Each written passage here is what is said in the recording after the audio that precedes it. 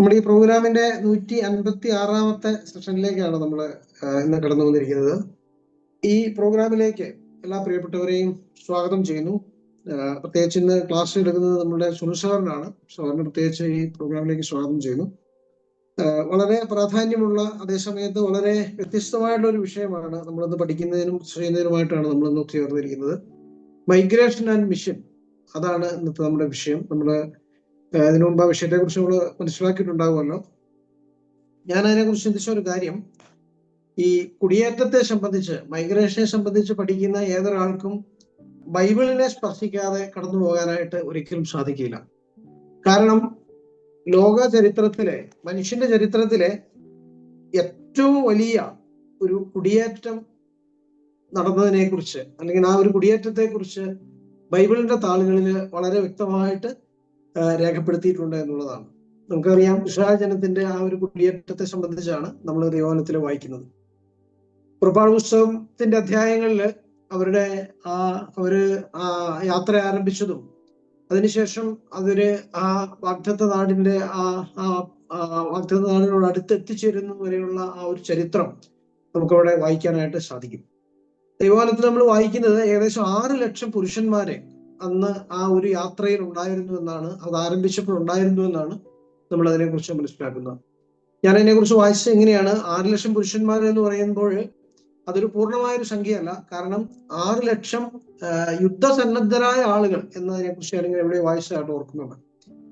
അപ്പോൾ കുട്ടികളും സ്ത്രീകളും മറ്റാളുകളും എല്ലാം അവിടൊക്കെ ഏകദേശം ഒരു 20 ലക്ഷത്തോളം ആളുകൾ അങ്ങനെ ആ ഒരു യാത്രയിൽ പങ്കുചേർന്നിട്ടുണ്ട് എന്നാണ് നമ്മൾ ദൈവവചനത്തിൽ നമുക്ക് വായിക്കാനായിട്ട് സാധിക്കുന്നത്. ഏകദേശം 800 കിലോമീറ്റർ അവർ യാത്ര ചെയ്തിട്ടുണ്ട്. 40 വർഷം എടുത്ത സുദീർഘമായ ഒരു യാത്രയായിരുന്നു. ഒരു കുടിയേറ്റത്തിന്റെ ചരിത്രമാണ് നമ്മൾ ദൈവവചനത്തിലെ പുറപ്പാട് പുസ്തകത്തിൽ നമുക്ക് വായിക്കാനായിട്ട് സാധിക്കുന്നത്. അപ്പൊ അതുകൊണ്ടാണ് ഞാൻ പറഞ്ഞത്, ഈ കുടിയേറ്റത്തെ കുറിച്ച് പഠിക്കുന്ന ഏതൊരാൾക്കും ആ ഒരു ബൈബിളിനെ സ്പർശിക്കാതെ കടന്നു പോകാനായിട്ട് സാധിക്കില്ല. മറ്റൊരർത്ഥത്തിൽ നമ്മൾ ചിന്തിച്ചു കഴിഞ്ഞാൽ, ഈ കുടിയേറ്റത്തിന്റെ ആ ഒരു നന്മ അനുഭവിക്കുന്ന ആളുകളാണ് നാം എന്ന് നമ്മളെക്കുറിച്ച് ചിന്തിക്കുമ്പോൾ നമുക്ക് മനസ്സിലാക്കാനായിട്ട് സാധിക്കും. കാരണം നാം സംസാരിക്കുന്ന, നാം എഴുതുന്ന നമ്മുടെ ഈ മലയാള ഭാഷ ഇത്രത്തോളം സമ്പന്നമായത്, അല്ലെങ്കിൽ നാം പാടുന്ന മനോഹരമായ പല പാട്ടുകളുടെയും പിന്നില്, അല്ലെങ്കിൽ ഒരുപക്ഷെ നമ്മുടെ വസ്ത്രധാരണ രീതി തുടങ്ങി നമ്മുടെ ദൈനംദിന ജീവിതങ്ങളിലുള്ള പല കാര്യങ്ങളും പല മനുഷ്യരും ഇവിടെ കുടിയേറിയതിന്റെ ബാക്കി പത്രമാണ് എന്ന് തീർച്ചയായിട്ടും നമുക്ക് ചിന്തിക്കാനായിട്ട് സാധിക്കും. അപ്പോ ജീവിതത്തിന്റെ എല്ലാ മേഖലകളെയും സ്പർശിക്കുന്ന, സ്വാധീനിക്കുന്ന ഒന്നാണ് കുടിയേറ്റം എന്നുള്ളത്. അതിനെക്കുറിച്ച് നമുക്ക് ചിന്തിക്കാം. ഒരുപക്ഷെ കുടിയേറി വരുന്ന ആളുകളെ അത് ബാധിക്കും, അവിടെ ഉള്ള ആളുകളെയും അവരുടെ ആ സ്വാധീനം ഉണ്ടാകും. അത് തെറ്റായിട്ടുള്ളതാണെങ്കിലും ശരിയായിട്ടുള്ളതാണെങ്കിലും ആ സ്വാധീനം ഉണ്ടാകും എന്നുള്ളത് തീർച്ചയായിട്ടും നമുക്ക് കാണാനായിട്ട് സാധിക്കും. ഇന്ന് നമ്മൾ ഈ മൈഗ്രേഷൻ ആൻഡ് മിഷൻ എന്നുള്ള ഒരു വിഷയത്തെ കുറിച്ച് നമ്മൾ ചിന്തിക്കുമ്പോൾ നമ്മൾ എന്താണ് കുടിയേറ്റം എന്ന് തീർച്ചയായിട്ടും സുനിൽ സാർ നമ്മോട് പറയും. അതുപോലെ അതിന്റെ ഫലം എന്താണ്, അല്ലെങ്കിൽ അത് എങ്ങനെയാണ് അത് മറ്റുള്ള ആളുകളെയൊക്കെ സ്വാധീനിക്കുന്നത്, ബൈബിളിന് അതിനെക്കുറിച്ച് എന്താണ് പറയാനുള്ളത്, അതിന്റെ ചരിത്രം എന്താണ്, അതുപോലെ ഇന്നത്തെ അതിന്റെ ആവശ്യകത എന്താണ്, അല്ലെങ്കിൽ അതിന്റെ ഉദ്ദേശം എന്താണ്, അതിന്റെ ഒരു വേദശാസ്ത്രം എന്താണ്, ഈ കുടിയേറ്റത്തെ നമ്മൾ പ്രോത്സാഹിപ്പിക്കേണ്ടതുണ്ടോ, അത് ദൈവവചന വെളിച്ചത്തില് ഈ മൈഗ്രേഷനെ കുറിച്ച് ദൈവത്തിന്റെ വചനം എന്താണ് പറയുന്നത് തുടങ്ങി വളരെ പ്രധാനപ്പെട്ട, വളരെ വ്യത്യസ്തങ്ങളായിട്ടുള്ള ആശയങ്ങളാണ് പ്രിയ സഹോദരൻ നമ്മളോട് ഷെയർ ചെയ്യുന്നത്. ഞാൻ വിചാരിക്കുന്നു അത് ഇന്നും വളരെ കാലിക പ്രാധാന്യമുള്ള ഒരു വിഷയം തന്നെയാണ്. കാരണം പല ആളുകളും മറ്റ് രാജ്യങ്ങളിലേക്കും മറ്റു സ്ഥലങ്ങളിലേക്കും മറ്റു സംസ്കാരങ്ങളിലേക്കും മറ്റ് ജനപഥങ്ങളിലേക്കും ഒക്കെ കുടിയേറുന്ന, അല്ലെങ്കിൽ അങ്ങനെ മൈഗ്രേറ്റ് ചെയ്യുന്ന ഒരു കാലഘട്ടത്തിലാണ് നമ്മൾ ജീവിക്കുന്നത്. അതുകൊണ്ട് ഇന്നും ഈ ഒരു വിഷയം വളരെ പ്രധാനപ്പെട്ടതാണ് എന്ന് തീർച്ചയായിട്ടും നമുക്ക് ചിന്തിക്കാനായിട്ട് സാധിക്കും. കർത്താവിന്റെ നാമത്തിന് മഹത്വം ഉണ്ടാകട്ടെ. എല്ലാ സഹോദരന്മാർക്കും സ്നേഹവന്ദനങ്ങൾ. വീണ്ടും ഒരിക്കൽ കൂടെ നിങ്ങളോട് ഒരുമിച്ച് ഈ പഠനത്തിൽ പങ്കാളിയാകുവാനായിട്ട്, ഈ വിഷയം അവതരിപ്പിക്കുവാനായിട്ട് എനിക്ക് അവസരം ലഭിച്ചതോർത്ത് ഞാൻ സന്തോഷത്തോടെ ദൈവത്തെ സ്തുതിക്കുന്നു. ഇന്ന് നമ്മുടെ സമൂഹത്തിൽ, നമ്മുടെ സംസ്ഥാനത്ത് പ്രത്യേകിച്ച് നാം ഏറ്റവും അധികം ചർച്ച ചെയ്യുന്ന വിഷയങ്ങളിൽ ഒന്നാണ് മൈഗ്രേഷൻ. ഇന്റലക്ച്വൽ ഡ്രെയിനേജ് എന്നൊക്കെ നമ്മൾ പറയാറുണ്ട്, കേൾക്കാറുണ്ട്. കഴിവുള്ള ആളുകളൊക്കെ നമ്മുടെ രാജ്യം വിട്ടു പോവുകയാണ്, നമ്മുടെ സംസ്ഥാനം വിട്ടു പോവുകയാണ്. പല വില്ലേജ് ചർച്ചസും ഗ്രാമങ്ങളിലുള്ള സഭകൾ പലതും ശുഷ്കിച്ചു പോയിക്കൊണ്ടിരിക്കുകയാണ്. അവിടെ ഒരു നാളില് നന്നായിട്ട് തഴച്ചു വളർന്നുകൊണ്ടിരുന്ന പല സഭകളും ഇപ്പോൾ കുറച്ച് പ്രായം ചെന്ന ആളുകൾ മാത്രമുള്ള സഭകളായിട്ട് ചുരുങ്ങിക്കൊണ്ടിരിക്കുകയാണ്. എന്നാൽ ചില സിറ്റി ചർച്ചസ് അതിവേഗം വളർന്നുകൊണ്ടിരിക്കുകയാണ്. അപ്പൊ ഇതൊക്കെ നമ്മുടെ ഇടയിൽ നാം നേരിട്ടുകൊണ്ടിരിക്കുന്ന ചില ബുദ്ധിമുട്ടുകളോ അല്ലെങ്കിൽ പ്രശ്നങ്ങളോ ഒക്കെയാണ്. അപ്പൊ ഇതിന്റെയൊക്കെ പരിഹാരം എന്താണ്? നമുക്ക് ഇത് തടയാൻ പറ്റുമോ?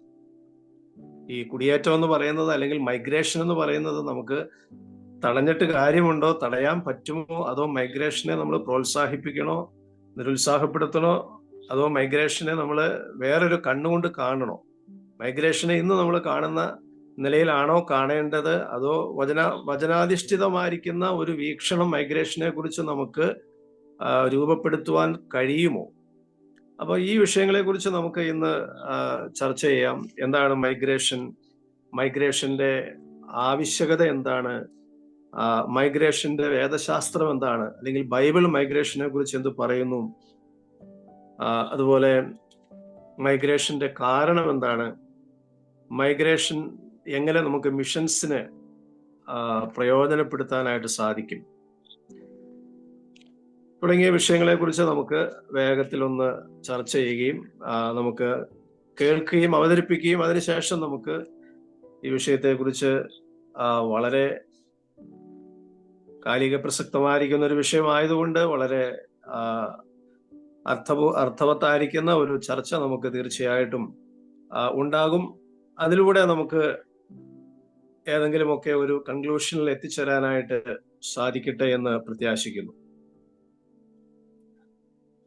വേൾഡ് മൈഗ്രേഷൻ റിപ്പോർട്ട് അനുസരിച്ച് ലോകത്തിൽ ഏതാണ്ട് 281-82 മില്യൺ ഇന്റർനാഷണൽ മൈഗ്രൻസ് ഉണ്ടെന്നാണ് പറയുന്നത്. 281 മില്യൺ. ഈ കാലഘട്ടത്തെ വിശേഷിപ്പിക്കുന്നത് തന്നെ ഏജ് ഓഫ് മൈഗ്രേഷൻ എന്നാണ്.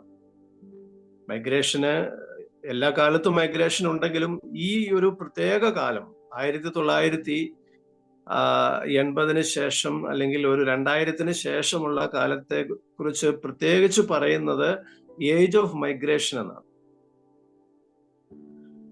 അപ്പൊ നമുക്ക് ഈ മൈഗ്രേഷനെ സംബന്ധിച്ച് ദൈവത്തിന്റെ വചനപ്രകാരമുള്ള ഒരു വീക്ഷണം ഉണ്ടാകുക എന്നുള്ളതാണല്ലോ ഏറ്റവും പ്രധാനപ്പെട്ട കാര്യം. മൈഗ്രേഷൻ എന്താണെന്ന് നമുക്ക് എല്ലാവർക്കും അറിയാം. കുടിയേറ്റം. ഒരുപക്ഷെ ഇന്ന് ഈ ക്ലാസ്സിൽ സംബന്ധിക്കുന്ന പല ആളുകളും കുടിയേറ്റക്കാരെന്നുള്ള ലേബലിൽ അറിയപ്പെടുന്ന ആളുകളായിരിക്കും. നമ്മുടെയൊക്കെ പൂർവികന്മാർ, നമ്മുടെ പിതാക്കന്മാർ എവിടെ നിന്നെങ്കിലുമൊക്കെ ഇപ്പോൾ നമ്മൾ ആയിരിക്കുന്ന സ്ഥലത്തേക്ക് വന്നവരായിരിക്കും. പ്രത്യേകിച്ച് ചില പ്രത്യേക ജില്ലകളെ തന്നെ കുടിയേറ്റക്കാരുടെ ജില്ലകൾ എന്ന് അറിയപ്പെടുന്നുണ്ട്. പ്രത്യേകിച്ച് വയനാട്, കണ്ണൂര്, ഇടുക്കി തുടങ്ങിയ ജില്ലകളെ കുറിച്ചൊക്കെ പറയുമ്പോൾ മിക്കവാറും ഒക്കെ ഈ തിരുവിതാംകൂറിൽ നിന്ന് അങ്ങോട്ട് കുടിയേറിയവരാണ് എന്ന് പൊതുവെ പറയാറുണ്ട്. അപ്പോ ഈ കുടിയേറ്റം എന്താണെന്നുള്ളത് നമുക്ക് എല്ലാവർക്കും അറിയാം. അതിനെക്കുറിച്ച് പ്രത്യേകിച്ച് ഒരു വിശദീകരണത്തിന്റെ ആവശ്യം അധികമില്ല എന്ന് ഞാൻ കരുതുന്നു. ജനങ്ങളുടെ സാധാരണ താമസ സ്ഥലത്ത് നിന്ന് പല കാരണങ്ങൾ കൊണ്ട് വിവിധ ഉദ്ദേശങ്ങളോടുകൂടെ താൽക്കാലികമായോ സ്ഥിരമായോ രാജ്യത്തിനകത്തേക്കോ പുറത്തേക്കോ മാറി താമസിക്കുന്നതിനെയാണല്ലോ നമ്മൾ കുടിയേറ്റം എന്നുള്ളത് കൊണ്ട് ഉദ്ദേശിക്കുന്നത്. പല കാരണങ്ങൾ അതിനുണ്ട്. നമുക്ക് കാരണങ്ങളെ കുറിച്ച് നമുക്ക് പിന്നാലെ അല്പം കൂടെ വിശദമായിട്ട് നമുക്ക് ചിന്തിക്കാം. ഈ കുടിയേറ്റം എന്നുള്ളതായിരിക്കുന്ന വിഷയം ഇന്നത്തെ ലോകത്തിലെ തന്നെ ഒരു വലിയ വിഷയമാണ്. നമുക്കറിയാം, ഇപ്പൊ കാനഡയിലെ ഇലക്ഷൻ ഇപ്പൊ കഴിഞ്ഞേ ഉള്ളൂ. കാനഡയിലെ ഇലക്ഷന്റെ ഒരു പ്രധാനപ്പെട്ട ഒരു വിഷയം തന്നെ കുടിയേറ്റവുമായിട്ട് ബന്ധപ്പെട്ടതായിരുന്നു. അമേരിക്കൻ ഇലക്ഷന്റെ ഒരു പ്രധാനപ്പെട്ട വിഷയം കുടിയേറ്റവുമായിട്ട് ബന്ധപ്പെട്ടതായിരുന്നു. ഈ കഴിഞ്ഞ ദിവസം അന്തരിച്ചതായിരിക്കുന്ന ഫ്രാൻസിസ് മാർപ്പാപ്പ ഏറ്റവും പോപ്പുലർ ആയത് ഈ കുടിയേറ്റക്കാരെ കൊണ്ടാണല്ലോ. കുടിയേറ്റക്കാരോടുള്ള അദ്ദേഹത്തിന്റെ നിലപാടുകളും സമീപനങ്ങളും ലോക ശ്രദ്ധ പിടിച്ചു പറ്റിയതായിരിക്കുന്ന ഒന്നാണ്. നാം കണ്ടു അദ്ദേഹത്തിന്റെ ഫ്യൂണറൽ സമയത്ത് അദ്ദേഹത്തിന്റെ അവസാനം അദ്ദേഹത്തിന്റെ കോഫിൻ, അദ്ദേഹത്തിന്റെ ശവമഞ്ചം വഹിച്ചുകൊണ്ട് പോകുന്ന ആളുകളുടെ കൂട്ടത്തിലുള്ളവര് ഇങ്ങനെയൊക്കെയുള്ള ആളുകളായിരുന്നു. അപ്പോൾ ഈ കുടിയേറ്റം എന്നുള്ളത് ലോകത്തിന്റെ ഒരു വികാരമായിട്ട് മാറിയിരിക്കുകയാണ്. എന്നാൽ കുടിയേറ്റത്തെ നമുക്ക് തടയുവാനോ അതിനെ നമുക്ക് ഏത് അറ്റം വരെ നമുക്കതിനെ പ്രോത്സാഹിപ്പിക്കണം. അപ്പൊ ഈ രണ്ട് നിലയിലും കുടിയേറ്റത്തോട് നമുക്ക് ഒരു സമീപനമുണ്ട്. ഒരു പോസിറ്റീവ് ആൻഡ് നെഗറ്റീവ് സമീപനം കുടിയേറ്റത്തോട് നമുക്കുണ്ട്. എന്തുകൊണ്ടാണ് ഈ കുടിയേറ്റം അനിവാര്യമായിരിക്കുന്നത്, കുടിയേറ്റം ഇത്രമാത്രം നെസസറി ആയിരിക്കുന്നത് എന്തെന്ന് ചോദിച്ചാൽ, നമുക്കറിയാം കുടിയേറ്റമാണ് ലോകത്തെ ഇന്നത്തെ നിലയിലേക്ക് ആക്കിയെടുത്തത്. കുടിയേറ്റം നടന്നില്ലായിരുന്നെങ്കിൽ ഇന്നത്തെ ലോകം ഇങ്ങനെ ആകുമായിരുന്നില്ല. അതെല്ലാവരും സമ്മതിക്കുന്ന ഒരു കാര്യമാണ്. ലോകം ഇങ്ങനെ വികസിച്ചതിന്റെ കാരണം, സംസ്കാരങ്ങൾ അങ്ങനെ റിഫൈൻ ചെയ്ത് എടുത്തതിന്റെ കാരണം, ശാസ്ത്ര സാങ്കേതിക മേഖലകളിലുള്ള പുരോഗതിയുടെ കാരണം, അടിസ്ഥാന സൗകര്യ വികസനത്തിന്റെ കാരണം ഒക്കെ എന്താണ്? ഈ കുടിയേറ്റമാണ്. ഒരു സ്ഥലത്ത് നിന്ന് മറ്റൊരു സ്ഥലത്തേക്ക് മനുഷ്യൻ മൈഗ്രേറ്റ് ചെയ്യാതെ ലോകത്തിന് നിലനിൽക്കാനായിട്ട് കഴിയില്ല. വില്ലേജുകളിൽ നിന്ന് സിറ്റികളിലേക്ക് മനുഷ്യർ പോയേ പറ്റൂ. അതാണ് സിറ്റികൾ രൂപപ്പെടാനും സിറ്റികൾ വളരുവാനുമുള്ള കാരണം. മനുഷ്യർ എന്നും വില്ലേജുകളിൽ തന്നെ താമസിച്ചിരുന്നെങ്കിൽ ഇന്നത്തെ സിറ്റികളൊന്നും ഇങ്ങനെ ആകുമായിരുന്നില്ല. ബാംഗ്ലൂർ സിറ്റി എടുക്കുക. ഇന്ന് ബാംഗ്ലൂർ സിറ്റി ഇന്ത്യയിലെ തന്നെ ഏറ്റവും വളർന്നു വരുന്ന, മനുഷ്യർ ഏറ്റവും അധികം പോയി താമസിക്കാനായിട്ട് ഇഷ്ടപ്പെടുന്ന ഒരു നഗരമായിട്ട് ബാംഗ്ലൂർ മാറി.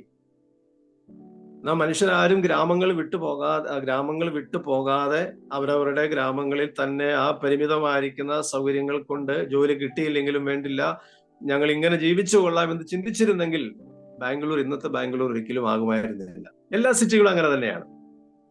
അപ്പോൾ കുടിയേറ്റമില്ലാതെ, മൈഗ്രേഷൻ ഇല്ലാതെ ലോകത്തിന് അഭിവൃദ്ധി ഉണ്ടാവുകയില്ല, ലോകത്തിന് നിലനിൽക്കാനായിട്ട് കഴിയുകയില്ല. വില്ലേജിൽ നിന്ന് വില്ലേജുകളിലേക്ക് കുടിയേറ്റമുണ്ട്, വില്ലേജിൽ നിന്ന് ഗ്രാമങ്ങളിലേക്ക്, പട്ടണങ്ങളിലേക്കുണ്ട്, പട്ടണങ്ങളിൽ നിന്ന് ഗ്രാമങ്ങളിലേക്ക് തിരിച്ച കുടിയേറ്റമുണ്ട്, രാജ്യങ്ങളിൽ നിന്ന് മറ്റ് രാജ്യങ്ങളിലേക്ക് കുടിയേറ്റം, ഒരു പട്ടണത്തിൽ നിന്ന് മറ്റൊരു പട്ടണത്തിലേക്ക് കുടിയേറ്റം. അപ്പൊ ഈ കുടിയേറ്റം എന്ന് പറയുന്നത് ഇന്നത്തെ ലോകത്തിന്റെ അനിവാര്യതയാണ്. അതില്ലാതെ ലോകത്തിന് നിലനിൽക്കാനായിട്ട് കഴിയില്ല. ഈ കുടിയേറ്റം വഴിയാണല്ലോ, അല്ലെങ്കിൽ ഒരു സ്ഥലത്ത് നിന്ന് മനുഷ്യർ മറ്റൊരു സ്ഥലത്തേക്ക് പോകുന്നത് കൊണ്ടാണല്ലോ മനുഷ്യന്റെ അറിവിന് പുരോഗതി ഉണ്ടാകുന്നു. മനുഷ്യന്റെ സംസ്കാരത്തില്, മനുഷ്യന്റെ ജീവിത രീതിയില് ഒക്കെ വ്യത്യാസങ്ങൾ വരുത്തുന്ന ഒന്നാണ് ഈ കുടിയേറ്റം എന്ന് പറയുന്നത്. സംസ്കാര ശൂന്യരായിരിക്കുന്ന മനുഷ്യർ ജീവിച്ചിരുന്ന നാടുകളിലേക്ക് സംസ്കാരമുള്ള ആളുകൾ ചെന്നപ്പോൾ അവരുടെ തന്നെ ജീവിത രീതികൾക്ക് വ്യത്യാസം വന്നു. അപ്പൊ ഇങ്ങനെ മറിച്ചും തിരിച്ചുമൊക്കെ ഈ വ്യത്യാസങ്ങൾ, പ്രയോജനങ്ങൾ കുടിയേറ്റം വഴി ഉണ്ടായിട്ടുണ്ട്. അപ്പൊ കുടിയേറ്റം വളരെ നെസസറി ആയിരിക്കുന്ന ഒന്നാണ്. കുടിയേറ്റമില്ലാതെ ഈ ലോകത്തിന് നിലനിൽക്കാനായിട്ട് കഴിയില്ല.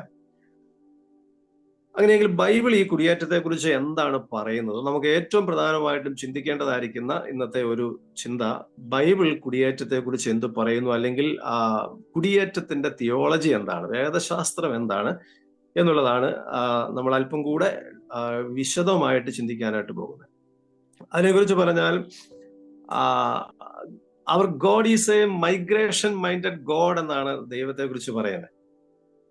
ദൈവം തന്റെ സ്വർഗത്തിൽ നിന്ന് ഈ ഭൂമിയിലേക്ക്, താൻ തന്നെ സൃഷ്ടിച്ചതാണ്, പക്ഷെ ഈ ഭൂമിയിലേക്ക് ദൈവം ഒരു മൈഗ്രേഷൻ നടത്തി. ആ കഥയാണല്ലോ ബൈബിളിന്റെ ചരിത്രം എന്ന് പറയുന്നത്. ദൈവത്തിന്റെ മൈഗ്രേഷന്റെ ചരിത്രമാണ് ബൈബിളിന്റെ ചരിത്രം. ദൈവം സ്വർഗത്തിൽ നിന്ന് ഭൂമിയിലേക്ക് മൈഗ്രേറ്റ് ചെയ്തു, ഒരർത്ഥത്തിൽ പറഞ്ഞാൽ. അത് ഏതൊക്കെ നിലയിലാണ് ദൈവം അത് ചെയ്തത് നമുക്കറിയാം. ആദമിനെ ഹവ്വയും സൃഷ്ടിച്ച നാളിൽ ആദമിന്റെ ഹവ്വയുടെ അടുത്തേക്ക് ദൈവം വന്നു. അത് കഴിഞ്ഞിട്ട് നമ്മൾ പിന്നെ കാണുന്നത്, പാപത്താൽ മനുഷ്യർ ദൈവത്തിൽ നിന്ന് അകന്നു പോയി കഴിഞ്ഞപ്പോൾ ദൈവം പിന്നെ മനുഷ്യരുടെ ഇടയിലേക്ക് വന്നത് എങ്ങനെയാണ്? നമ്മൾ പുറപ്പാട് ദിവസം 24-25 അധ്യായത്തിലൊക്കെ വായിക്കുമ്പോൾ, ഞാൻ നിങ്ങളുടെ ഇടയിൽ വസിക്കേണ്ടതിന് നിങ്ങൾ എനിക്കൊരു ആലയം ഉണ്ടാക്കുവിൻ. ഒരു ടാബർനക്കിളിലൂടെ അല്ലെങ്കിൽ ഒരു സമാഗമന കൂടാരം നിർമ്മിച്ചതിലൂടെ, ആ ക്രമീകരണത്തിലൂടെ ദൈവം മനുഷ്യരുടെ ഇടയിലേക്ക് വീണ്ടും വന്ന് വസിക്കുകയാണ് ചെയ്യുന്നത്. പിന്നീട് നമ്മൾ പുതിയ നിയമത്തിൽ അത് പിന്നെ അതിന്റെ പതിപ്പായിരുന്നല്ലോ ദേവാലയം. അത് കഴിഞ്ഞ് നമ്മൾ പുതിയ നിയമത്തിലേക്ക് വരുമ്പോഴെന്താ കാണുന്നത്? അവൻ മനുഷ്യരുടെ ഇടയിൽ പാർത്തു. അപ്പോ കർത്താവായ യേശുക്രിസ്തുവിന്റെ ജഡധാരണത്തിലൂടെ കർത്താവ് മനുഷ്യരുടെ ഇടയിലേക്ക് വന്നു പാർക്കുകയാണ് ചെയ്തത്. പഴയ നിയമത്തിൽ അങ്ങനെ ആയിരുന്നില്ല. പഴയ നിയമത്തില് മനുഷ്യരുടെ ഇടയിലേക്ക് ദൈവം വന്നു പാർത്തത് വ്യത്യസ്തമായിരിക്കുന്ന നിലയിലായിരുന്നു. എന്നാൽ ഇവിടെ അങ്ങനെയല്ല. അവൻ നമ്മിൽ ഒരുവനെ പോലെ കൃപയും സത്യവും നിറഞ്ഞവനായി നമ്മുടെ ഇടയിലേക്ക് വന്നു പാർത്തു. ഇനി നമ്മള് സഭായോഗത്തിലേക്ക് വരുമ്പോഴോ പരിശുദ്ധാത്മാവ് നമ്മിൽ വസിക്കുന്നു, എന്നേക്കും നമ്മോടുകൂടെ വസിക്കുന്നു. അവസാനത്തെ പുസ്തകമായിരിക്കുന്ന വെളിപ്പാട് പുസ്തകത്തിലേക്ക് വരുമ്പോൾ നമ്മൾ കാണുന്നത് എന്താ? ഇതാ ദൈവത്തിന്റെ കൂടാരം മനുഷ്യരോട് കൂടെ. അപ്പോൾ അങ്ങനെ ദൈവം എപ്പോഴും മനുഷ്യരുടെ ഇടയിലേക്ക് മൈഗ്രേറ്റ് ചെയ്യുന്ന ചരിത്രമാണ് ബൈബിളിന്റെ ചരിത്രം എന്ന് പറയുന്നത്. അപ്പൊ അതുകൊണ്ടാണ് പറയുന്നത് നമ്മുടെ ദൈവം ഒരു മൈഗ്രേഷൻ മൈൻഡുള്ള ഒരു ദൈവമാണ്. അവിടെ നിന്നാണല്ലോ മൈഗ്രേഷന്റെ വേദശാസ്ത്രം തുടങ്ങുന്നത്. ദൈവം മനുഷ്യരുടെ ഇടയിലേക്ക് ഇറങ്ങി വരുന്നു. എന്തിനാ അങ്ങനെ ഇറങ്ങി വന്നത്? അപ്പൊ ദൈവം അങ്ങനെ വന്നതുകൊണ്ട് എന്തുണ്ടായി? നമുക്ക് പുരോഗതി ഉണ്ടായി, ലോകത്തിന് പുരോഗതി ഉണ്ടായി, അല്ലെ? ദൈവം മനുഷ്യരുടെ ഇടയിലേക്ക് വന്നില്ലായിരുന്നെങ്കിലോ ഈ പുരോഗതി ഒരിക്കലും ഇന്നത്തെ നിലയിൽ ഉണ്ടാകുമായിരുന്നില്ല. അപ്പൊ മൈഗ്രേഷൻ എന്ന് പറയുന്നത് ദൈവത്തിന്റെ മനസ്സിലുള്ളതായിരിക്കുന്ന ഒന്നാണ്. ദൈവം തന്റെ പരിപാടി ഈ ഭൂമിയിൽ ചെയ്യുന്നത് ഈ പ്രോസസ്സിലൂടെയാണ്, ഈ മൈഗ്രേഷൻ പ്രക്രിയയിലൂടെയാണ് ദൈവം സ്വയം ആ പ്രവൃത്തി ചെയ്തത്, ഇപ്പോഴും ചെയ്തുകൊണ്ടിരിക്കുന്നത്. ദൈവത്തിന്റെ പഴയ പുതിയ നിയമ പരിപാടികൾ നോക്കിയാൽ ഈ മൈഗ്രേഷൻ വളരെ പ്രധാനപ്പെട്ട ഒന്നാണ്. അതുമായിട്ട് ബന്ധപ്പെട്ടാണ് ദൈവത്തിന്റെ പഴയ പുതിയ നിയമ പരിപാടികൾ കിടക്കുന്നത്. ഇപ്പൊ ഞാൻ ഈ പറഞ്ഞ കാര്യങ്ങളെല്ലാം അതിന്റെ ഒരു ഭാഗമാണ്. ആ മനുഷ്യനെ സൃഷ്ടിച്ചിട്ട് ദൈവം മനുഷ്യനോട് പറഞ്ഞത് എന്താണ്? ആദ്യം കൊടുത്ത കൽപ്പന എന്താണ്? ഉൽപ്പത്തി പുസ്തകം 1-ാം അധ്യായത്തിന്റെ 26 മുതൽ 29 വരെയുള്ള വാക്യങ്ങൾ വായിക്കുമ്പോൾ നമുക്കറിയാം, നിങ്ങൾ സന്താന പുഷ്ടിയുള്ളവരായി പെരുകി ലോകത്തെ എല്ലാറ്റിനെയും അടക്കി വാഴുവിൻ, ലോകത്തെ നിറയുവിൻ എന്നാണ് പറഞ്ഞത്. അപ്പൊ ഇത് മൈഗ്രേഷനിലൂടെ മാത്രമേ സാധിക്കുകയുള്ളൂ. മനുഷ്യന് ദൈവം കൊടുത്ത ആദ്യത്തെ കൽപ്പന എന്ന് പറയുന്നത് മൈഗ്രേറ്റ് എന്നാ പറഞ്ഞത്. നിങ്ങൾ ഇവിടെ ഏതൻ തോട്ടത്തിൽ നിൽക്കാനല്ല, ഇവിടെ തന്നെ നിൽക്കുക എന്നുള്ളതല്ല, നിങ്ങൾ പോകണം, നിങ്ങൾ മൈഗ്രേറ്റ് ചെയ്യണം. അപ്പോൾ മൈഗ്രേഷൻ എന്ന് പറയുന്നത് മനുഷ്യന് കിട്ടിയ ആദ്യത്തെ നിയോഗമാണ്. അതിനുശേഷം ജലപ്രളയം വരുന്നു. ജലപ്രളയത്തിന് ശേഷം എന്താണ് സംഭവിച്ചത്? മനുഷ്യൻ ഒരു സ്ഥലത്ത് തന്നെ വസിക്കാനായിട്ട് പ്ലാൻ ചെയ്തപ്പോൾ ദൈവം അവന്റെ ഭാഷ കലക്കിക്കളഞ്ഞ് അവനെ ലോകമെമ്പാടും അവനെ മൈഗ്രേറ്റ് ചെയ്യുവാനായിട്ട് ദൈവം നിർബന്ധിച്ചു എന്നാണ് നമ്മൾ അവിടെ കാണുന്നത്. ഇസ്രായേൽ രാഷ്ട്രത്തിന്റെ രൂപീകരണവുമായിട്ട് ബന്ധപ്പെട്ട് നമ്മൾ ചിന്തിച്ചാൽ, ഇസ്രായേലിന്റെ പിതാവായിരിക്കുന്ന, അല്ലെങ്കിൽ അവരെല്ലാവരും തങ്ങളുടെ അബ്രഹാം ഞങ്ങൾക്ക് പിതാവായിട്ടുണ്ടെന്നാണല്ലോ അവർ പറയുന്നത്. അപ്പോൾ അബ്രഹാം എന്ന് പറയുന്ന പിതാവിന്റെ ജീവിതം നമ്മൾ കാണുന്നത് എങ്ങനെയാണ്? അദ്ദേഹം ഒരു പരദേശി എന്നുള്ള നിലയിലാണ്. ബൈബിളിൽ അതിനുവേണ്ടി ഉപയോഗിച്ചിരിക്കുന്ന ഏറ്റവും നല്ല ഒരു പദമാണ് പരദേശി. മൈഗ്രേഷൻ, ഇസ്രായേൽ രാഷ്ട്രത്തിന്റെ തുടക്കം മുതൽ നമ്മൾ ഈ മൈഗ്രേഷൻ കാണുന്നുണ്ട്. മൈഗ്രേഷനുമായിട്ട് ബന്ധപ്പെട്ടാണ് ആ രാഷ്ട്രം ഉടലെടുത്തതും വളർന്നതും വികസിച്ചതും നിലനിന്നതുമെല്ലാം ഈ മൈഗ്രേഷൻ എന്ന് പറയുന്ന ഒരു പ്രോസസ്സിലൂടെയാണ്. പിതാവായിരിക്കുന്ന ഏബ്രഹാം ഒരു മൈഗ്രന്റ് ആയിരുന്നു, യാക്കോബ് മറ്റൊരു മൈഗ്രന്റ് ആയിരുന്നു, ജോസഫ് മറ്റൊരു മൈഗ്രന്റ് ആയിരുന്നു. രാഷ്ട്ര രൂപീകരണം തന്നെ ഒരു മൈഗ്രേഷൻ പ്രോസസ്സിന്റെ എൻഡിലല്ലേ? തുടക്കത്തില് സോരൻ ഓർപ്പിച്ചതുപോലെ ഇസ്രായേൽ എന്ന് പറഞ്ഞ ഒരു രാഷ്ട്രം, ഒരു രാജ്യമായിട്ട് രൂപപ്പെടുന്നത് ഒരു വലിയ മൈഗ്രേഷനിലൂടെയാണ്. ഒരു രാജ്യത്തു നിന്ന് അവര് മൈഗ്രേറ്റ് ചെയ്ത് മറ്റൊരു സ്ഥലത്ത് ചെന്ന് അവരവിടെ പാർത്ത് ഒരു രാഷ്ട്രമായിട്ട് അവര് രൂപം കൊള്ളുകയാണ് ചെയ്തത്. മോശ എന്ന് പറയുന്ന നേതാവ് ഈ മൈഗ്രേഷന് നേതൃത്വം കൊടുത്തതായിരിക്കുന്ന ഒരു വലിയ നേതാവാണ് മോശ. അപ്പൊ അതുകൊണ്ട് ഇസ്രായേൽ എന്ന് പറഞ്ഞ രാഷ്ട്രത്തിന്റെ ചരിത്രം മൈഗ്രേഷനുമായിട്ട് ബന്ധപ്പെട്ടാണ് കിടക്കുന്നത്. പഴയ നിയമത്തിലെ ഒരു പ്രത്യേക പ്രോമിസ് ഉണ്ടായിരുന്നല്ലോ, ഒരു പ്രത്യേക വാഗ്ദത്വം എന്തായിരുന്നു ഇസ്രായേലിന് ദൈവം കൊടുത്തത്, അബ്രഹാമിന് ദൈവം കൊടുത്തതും ഇസ്രായേലിന് ദൈവം കൊടുത്തതുമായിരിക്കുന്ന വാഗ്ദത്വമാണ് നിനക്ക് ഒരു ദേശം, അല്ലെ? ഒരു ദേശം അല്ലെങ്കിൽ ഒരു രാജ്യം എന്നത് ഒരു പ്രോമിസ് ആയിരുന്നു. എന്നാൽ പഴയ നിയമ ഭക്തന്മാര്, അബ്രഹാം മുതലുള്ളതായിരിക്കുന്ന ഭക്തന്മാര് എങ്ങനെയാണ് അവര് ഈ ദേശത്തെ അവര് കണ്ടത് എങ്ങനെയായിരുന്നു? എബ്രായ ലേഖനം 11-ാം അധ്യായത്തിന്റെ 13-ാമത്തെ വാക്യം നാം വായിക്കുമ്പോൾ അവരെല്ലാം പരദേശികളെ പോലെ ജീവിച്ചു എന്നാണ് വായിക്കുന്നത്. ദൈവം ശില്പിയായി നിർമ്മിച്ചതും അടിസ്ഥാനങ്ങൾ ഉള്ളതുമായ ഒരു നഗരത്തിനായി കാത്തിരുന്നു എന്ന് പറഞ്ഞാൽ ദൈവമക്കളുടെ ഈ ഭൂമിയിലെ ചിന്താഗതി എന്തായിരിക്കണം? ഇവിടെ ഒരു ശാശ്വതവാസം, ഇവിടെ ഏതെങ്കിലും ഒരു രാജ്യത്ത് ശാശ്വതമായിട്ട് വസിക്കുക എന്നുള്ള ഒരു ചിന്തയോടെ ആയിരിക്കരുത് ദൈവമക്കൾ ജീവിക്കേണ്ടത്. തങ്ങൾ ഇവിടെ പരദേശികളാണ്, നമുക്ക് ദൈവം ഒരുക്കിയിരിക്കുന്ന ഒരു ദേശം വരാൻ പോകുന്നേ ഉള്ളൂ. അപ്പൊ മൈഗ്രേറ്റ് ചെയ്യാനായിട്ട് മനസ്സുള്ളവരായിട്ട് വേണം ഈ ഭൂമിയിൽ ജീവിക്കാൻ. അബ്രഹാം അങ്ങനെയാ ജീവിച്ചത്, പിതാക്കന്മാരൊക്കെ അങ്ങനെയാണ് ജീവിച്ചത്. അതാണ് എബ്രായ ലേഖനകാരൻ പ്രത്യേകം അവിടെ ഓർപ്പിക്കുകയാണ്. പുതിയ നിയമത്തിലേക്ക് വന്നാലും നമ്മൾ കാണുന്നത് എന്താണ്? പുതിയ നിയമത്തിലും നമ്മൾ ഈ മൈഗ്രേഷന്റെ ചരിത്രമല്ലേ കാണുന്നത്. ക്രിസ്തു ഭൂമിയിലേക്ക് വന്നത് ഏറ്റവും വലിയൊരു മൈഗ്രേഷൻ അല്ലേ? ക്രിസ്തു ജഡധാരണം ചെയ്തു എന്നുള്ളത് തന്റെ ഇൻകാർണേഷൻ, തന്റെ ജഡധാരണം മൈഗ്രേഷന്റെ ഒരു വലിയ ഉദാഹരണമായിട്ട് നമുക്ക് ചൂണ്ടിക്കാണിക്കാനായിട്ട് സാധിക്കും. മനുഷ്യന്റെ മൈഗ്രേഷനും ക്രിസ്തുവിന്റെ മൈഗ്രേഷനും തമ്മിലുള്ള വ്യത്യാസം, മനുഷ്യൻ എപ്പോഴും മൈഗ്രേറ്റ് ചെയ്യുന്നത് എവിടെ നിന്ന് എങ്ങോട്ടാ? താഴ്ന്ന നിലവാരത്തിൽ നിന്ന് ഉയർന്ന നിലവാരത്തിലേക്കാണ് മനുഷ്യൻ എല്ലായ്പ്പോഴും മൈഗ്രേറ്റ് ചെയ്യുന്നത്. എന്നാൽ ക്രിസ്തു, ദൈവം ഉയർന്ന തലത്തിൽ നിന്ന് താഴ്ന്ന തലത്തിലേക്കാണ് മൈഗ്രേറ്റ് ചെയ്തത്. എന്ന് പറഞ്ഞാൽ മൈഗ്രേറ്റ് ചെയ്തതിന് ഒരു പർപ്പസ് ഉണ്ട്, ഒരു ഉദ്ദേശമുണ്ട്. എന്താണ് ഉദ്ദേശം? നമുക്ക് എല്ലാവർക്കും മൈഗ്രേഷന് ഒരു ഉദ്ദേശമുണ്ട്. നമ്മുടെ പ്രധാനപ്പെട്ട ഉദ്ദേശം പലപ്പോഴും മൈഗ്രേഷനിൽ എന്താണ്? നമ്മുടെ ഗുണമാണ് നാം പലപ്പോഴും നോക്കുന്നത്, നമ്മുടെ ഗുണം. എന്നാൽ ദൈവം മൈഗ്രേഷനിലൂടെ ദൈവം എന്താണ് ചെയ്തത്? ദൈവം നോക്കിയത് ദൈവത്തിന് വേണ്ടിയല്ല ദൈവം മൈഗ്രേറ്റ് ചെയ്തു. ഒരർത്ഥത്തിൽ പറഞ്ഞാൽ സകലവും തന്നെ മഹത്വത്തിന് വേണ്ടി ചെയ്യുന്ന ദൈവം ആത്യന്തികമായിട്ട് അതിനുവേണ്ടിയാണ് ചെയ്തതെങ്കിലും നമുക്ക് വേണ്ടിയാണ്. നമുക്ക് കുറച്ചും കൂടെ മെച്ചപ്പെട്ടതായിരിക്കുന്ന ഒരു ജീവിതം തരുവാൻ വേണ്ടി ദൈവം ഉപയോഗിച്ച ഈ പ്രോസസ്സാണ് മൈഗ്രേഷൻ എന്ന് പറയുന്നത്. അപ്പം മൈഗ്രേഷൻ എപ്പോഴും മറ്റുള്ളവർക്ക് പ്രയോജനം ലഭിക്കേണ്ട, നമുക്ക് പ്രയോജനം ലഭിക്കുന്നതോടൊപ്പം തന്നെ മറ്റുള്ളവർക്കും പ്രയോജനം ലഭിക്കേണ്ടതായിരിക്കുന്ന ഒരു പ്രക്രിയയാണ് മൈഗ്രേഷൻ എന്ന് പറയുന്നത്. ലോകത്തെ നന്നാക്കുവാനായിട്ട് ക്രിസ്തു സ്വർഗത്തിൽ നിന്ന് ഭൂമിയിലേക്ക് വന്നു. നമ്മുടെ ഇന്നത്തെ പഠനത്തിന്റെ ആ വാക്കിൽ പറഞ്ഞാൽ, ആ ഭാഷയിൽ പറഞ്ഞാൽ, ക്രിസ്തു മൈഗ്രേറ്റ് ചെയ്തു ഭൂമിയിലേക്ക്, സ്വർഗത്തിൽ നിന്ന് ഭൂമിയിലേക്ക് മൈഗ്രേറ്റ് ചെയ്തു. എന്തിനാ? ഈ ഭൂമിയെ കുറച്ചും കൂടെ നന്നാക്കുവാനായിട്ട്. അത് സംഭവിച്ചു എന്നുള്ളതാണല്ലോ നാം ബൈബിളിൽ നിന്നും ചരിത്രത്തിൽ നിന്നും നമ്മൾ മനസ്സിലാക്കുന്നത്.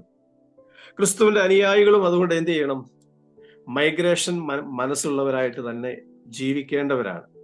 കാരണം നമുക്ക് മൈഗ്രേഷനിലൂടെ നമുക്കും ഈ ലോകത്തെ ക്രിസ്തു എന്തുദ്ദേശത്തോടു കൂടെ അത് തുടങ്ങി വെച്ചുവോ ആ ഉദ്ദേശം നിവർത്തിക്കുക എന്നുള്ളതാണ് നമ്മുടെ ദൗത്യം. അപ്പോസ്തലന്മാർ ചെയ്തത് അതായിരുന്നല്ലോ.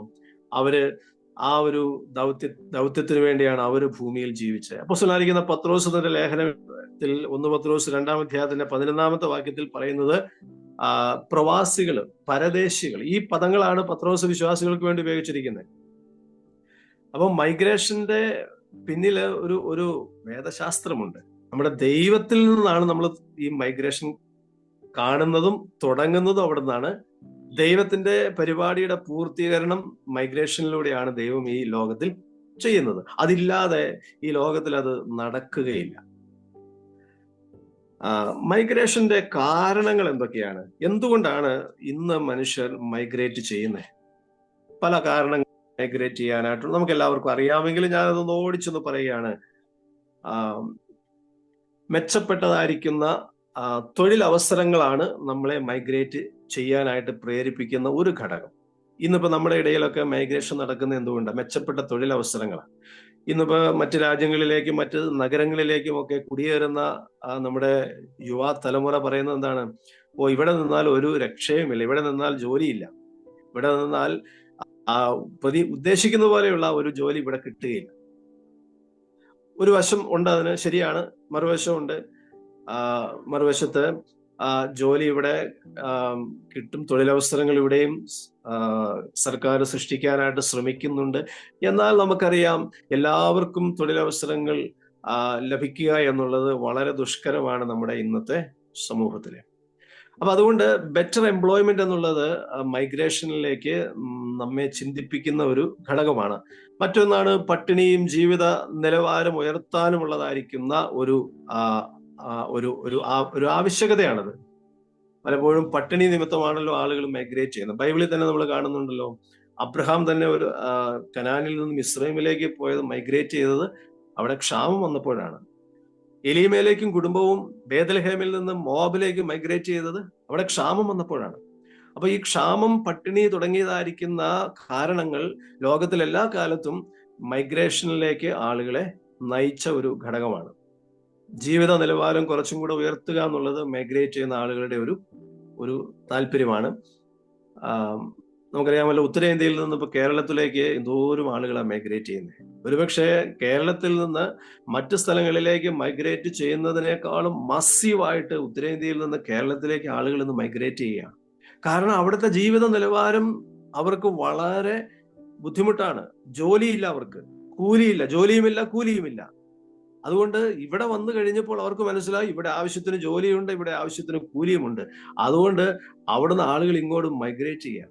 ഈ ഉത്തരേന്ത്യ ചെന്ന് കഴിയുമ്പോൾ, ഞാൻ പലപ്പോഴും ഒക്കെ ഉത്തരേന്ത്യയിൽ സന്ദർശിക്കുന്ന ഒരാളായതുകൊണ്ട് അവിടെ ചില കടകളിലൊക്കെ ചെല്ലുമ്പോൾ നമ്മളെ കണ്ടിട്ട് ഇങ്ങോട്ട് മലയാളം പറയുന്ന ഭായിമാര്, അതുപോലെ തന്നെ തലമുടി വെട്ടാനായിട്ട് പല ബാർബർ ഷോപ്പിൽ ഞാൻ കയറിയിട്ടുണ്ട്. തലമുടി വെട്ടുന്നവൻ ചോദിക്കും, മലയാളത്തിൽ ഇങ്ങോട്ട് ചോദിക്കും, നിങ്ങൾ മലയാളിയാണോ, കേരളത്തിൽ എവിടെയാ നാടും? ഞാൻ ഈ കഴിഞ്ഞ 2 ആഴ്ച മുമ്പ് അങ്ങനെ ഉത്തരാഖണ്ഡിലെ ഒരു ബാർബർ ഷോപ്പിൽ കയറിയപ്പോൾ മുടി വെട്ടുന്നവൻ, അവൻ ഇവിടെ ആലുവയിലും പെരുമ്പാവൂരും ഒക്കെ മുടി വെട്ടിക്കൊണ്ടിരുന്നവനാണ്.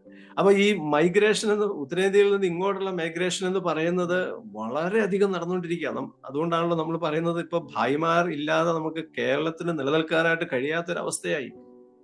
അപ്പൊ മൈഗ്രേഷൻ മനുഷ്യന്റെ ജീവിത സാഹചര്യങ്ങൾ അവനെ മൈഗ്രേറ്റ് ചെയ്യാനായിട്ട് നിർബന്ധിക്കുകയാണ്. വിദ്യാഭ്യാസം മറ്റൊരു ഘടകമാണ് മൈഗ്രേറ്റ് ചെയ്യാനായിട്ടുള്ള. നല്ല യൂണിവേഴ്സിറ്റികൾ, നല്ല വിദ്യാഭ്യാസ സ്ഥാപനങ്ങൾ ഉള്ള സ്ഥലങ്ങളിലേക്ക് കുട്ടികൾ മൈഗ്രേറ്റ് ചെയ്യുന്നു. അത് നമുക്ക് തടയാനായിട്ട് കഴിയില്ല.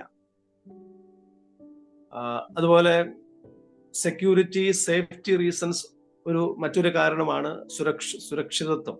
ചില സ്ഥലങ്ങളിൽ മനുഷ്യർ സുരക്ഷിതരല്ല എന്നുള്ള ഒരു ചിന്തയുള്ളത് കൊണ്ട് അവര് സുരക്ഷിതമായിരിക്കുന്ന സ്ഥലങ്ങളിലേക്ക് അവര് മൈഗ്രേറ്റ് ചെയ്യാനായിട്ട് അവർ ശ്രമിക്കും. നമ്മൾ ഈ കാശ്മീരി പണ്ഡിറ്റ്സിനെ കുറിച്ചും, കാശ്മീരിൽ നിന്നൊരു സമയത്ത് ധാരാളം ആളുകള് അവിടുന്ന് മറ്റു പല സ്ഥലങ്ങളിലേക്ക് അവർ മൈഗ്രേറ്റ് ചെയ്തു. എന്തുകൊണ്ടെന്ന് ചോദിച്ചാൽ അവിടെ ഈ തീവ്രവാദ പ്രശ്നങ്ങളും അവിടുത്തെ ഇൻസെക്യൂരിറ്റി പ്രശ്നങ്ങൾ നിമിത്തമാണ് ആളുകൾ അങ്ങനെ മൈഗ്രേറ്റ് ചെയ്തത്. ലോകത്തിൽ പല സ്ഥലങ്ങളിൽ, ചില രാജ്യങ്ങളിൽ നിന്ന് ആളുകൾ അങ്ങനെ കൂട്ടമായിട്ട് അവർ മൈഗ്രേറ്റ് ചെയ്യുക. കാരണം ആ രാജ്യത്ത് അവർ താമസിച്ചാൽ സുരക്ഷിതമല്ല എന്നുള്ള ഒരു ചിന്ത ഉള്ളതുകൊണ്ടാണ് ആളുകൾ അങ്ങനെ മൈഗ്രേറ്റ് ചെയ്യുന്നത്.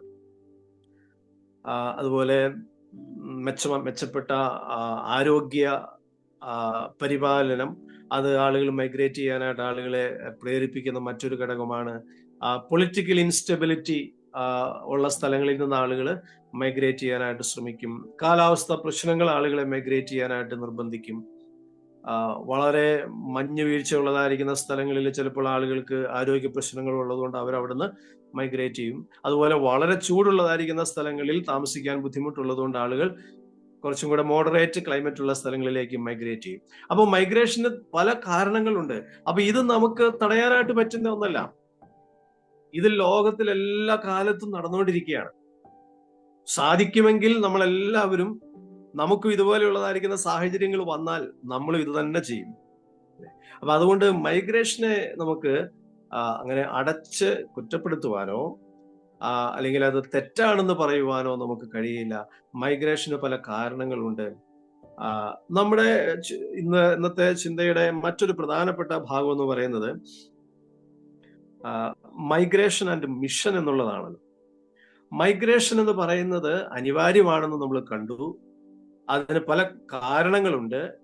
അത് ബിബ്ലിക്കലായിരിക്കുന്ന ഒരു വിഷയമാണ്. അതിന്റെ പിന്നിൽ ഒരു വേദശാസ്ത്രമുണ്ട്. ബൈബിൾ വെളിപ്പെടുത്തുന്ന ദൈവം തന്നെ മൈഗ്രേറ്റിംഗ് എന്ന് പറയുന്നതായിരിക്കുന്ന പ്രക്രിയയിലൂടെയാണ്, അല്ലെങ്കിൽ മൈഗ്രേഷൻ എന്ന പ്രക്രിയയിലൂടെയാണ് ദൈവത്തിന്റെ ഈ ഭൂമിയിലെ ഇടപെടലുകളെല്ലാം ദൈവം ചെയ്തത്. അങ്ങനെയെങ്കിൽ ഈ മൈഗ്രേഷനെ നാം ഏത് നിലയിലാണ് എടുക്കേണ്ടത്? മൈഗ്രേഷനെ നമുക്ക് ചിലർ അന്ധമായിട്ട് മൈഗ്രേഷനെ ഒപ്പോസ് ചെയ്യും, എതിർക്കും.